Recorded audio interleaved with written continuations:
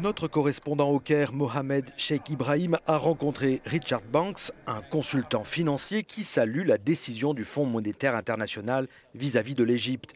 Alors que le pays s'enfonce dans une crise économique sans précédent, le FMI a finalement consenti vendredi à ouvrir une ligne de crédit de 12 milliards de dollars en échange d'un douloureux programme de réforme. Monsieur Banks, bonjour. Compte tenu de l'état actuel de l'économie égyptienne, est-ce que le prêt du FMI n'était pas la dernière solution ? Je pense que le paquet proposé par le FMI, car c'est un ensemble de mesures, il ne faut pas l'oublier, va permettre de lever d'autres fonds de manière multilatérale ou bilatérale. Cela conduira à un cadre qui donnera une direction aux politiques publiques. Et c'est aussi important que l'argent, parce que c'est une voie qui permettra aux investisseurs étrangers de changer de perception vis-à-vis de l'Égypte.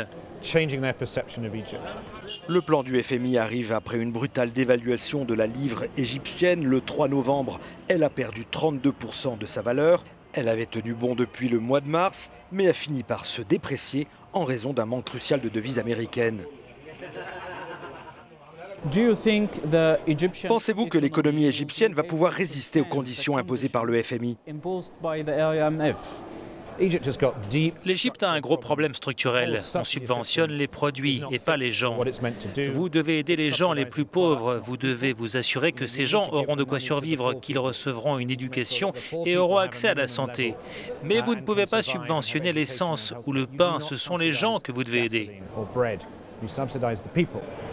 L'inflation est l'autre fléau de l'économie égyptienne. Juste après la dévaluation de la livre, les prix de l'essence ont augmenté de 34 à 48% selon les indices d'octane. En 2014, la précédente hausse des prix de l'énergie s'est ensuite propagée à toute l'économie.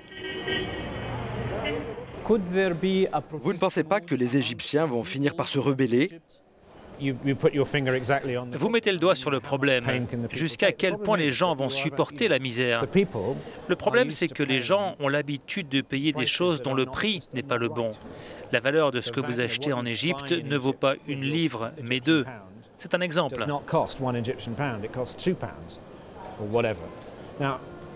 Il faut changer ce système. Je crois que tout le monde peut comprendre cela. La question est de savoir comment vous opérez ce changement sans que les gens meurent de faim. Tout cela est une question de gestion du changement et vous avez raison, il y a un risque car si ce n'est pas fait correctement, alors vous aurez une nouvelle révolution. En réalité, vous pourriez avoir une révolution tous les après-midi, mais cela ne résoudra pas le problème. Mr. Richard, thank you very much. Thank you. It's a great pleasure. Thank you very much.